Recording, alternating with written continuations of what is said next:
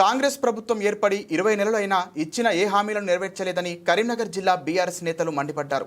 జిల్లా కేంద్రంలోని పార్టీ ఆఫీసులో జరిగిన ప్రెస్ మీట్కు జిల్లా పార్టీ ముఖ్య నేతలు హాజరయ్యారు. రైతులు నీరు లేక వర్షాల కోసం ఎదురు చూస్తున్నారని, రేవంత్ ప్రభుత్వం నిమ్మకు నీరెత్తినట్లు వ్యవహరిస్తుందన్నారు. ఏ ఒక్క ప్రాజెక్టులో నీరు లేదని, ముందు చూపు లేని అసమర్థ పాలకుల వల్ల రైతులు నష్టపోవాల్సి వస్తుందన్నారు.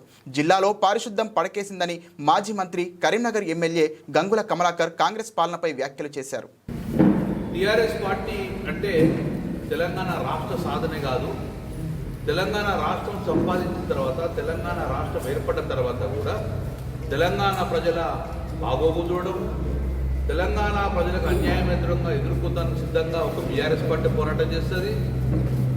తెలంగాణ ప్రజలు ఇక్కడ మనోభావాలు దెబ్బతిన్నా కూడా బీఆర్ఎస్ పార్టీ మళ్ళీ తెలంగాణ ప్రజల పక్షాన పోరాడే ఏకైక పార్టీ టీఆర్ఎస్ పార్టీ.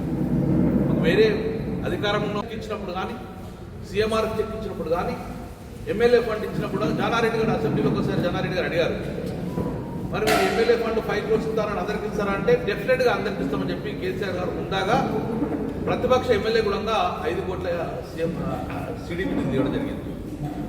ఈరోజు కరీంనగర్ కాన్స్టిట్యూన్సీలో MLA Gangula Kamalakar BRS party ఉంటే ఒక్క ఇందిరమ్మ ఇల్లు కూడా ఇంకొక శాంక్షన్ కాదు, ఒక్క ఇందిరమ్మ ఇల్లు కూడా ఇంకొక శాంక్షన్ కాదు.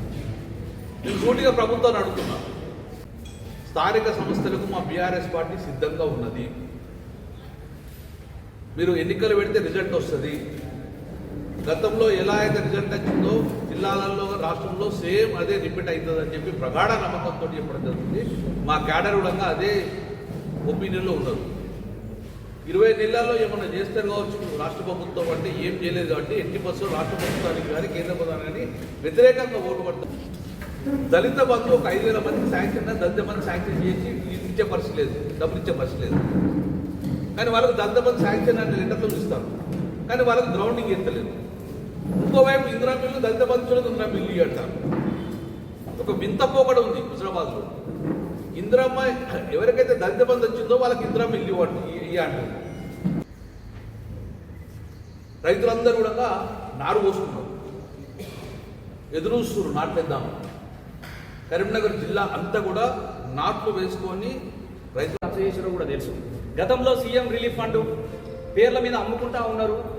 అవి డ్రా చేసుకుంటా ఉంటే కేసులు అయిన ఇల్లంత గుంటలో, బెజ్జంకిలో ఒకరి పేరు మీద ఒక డ్రా చేసుకుంటారా అని ఆయన జర చూసియే రాదు, చచ్చిపోయిన మీద శవాల మీద పేలాలు ఏరుకున్నట్టు ఈ సీఎం రిలీఫ్ ఫండ్ కూడా దొంగతనం చేస్తారా నారాయణ గారు, ఎమ్మెల్యే గారు అని మేము అడిగితే ఆ రోజు మా ఇల్లు ముట్టడానికి పెట్టేసి ఎంత రచ్చ చేసినా కూడా మీకు తెలుసు.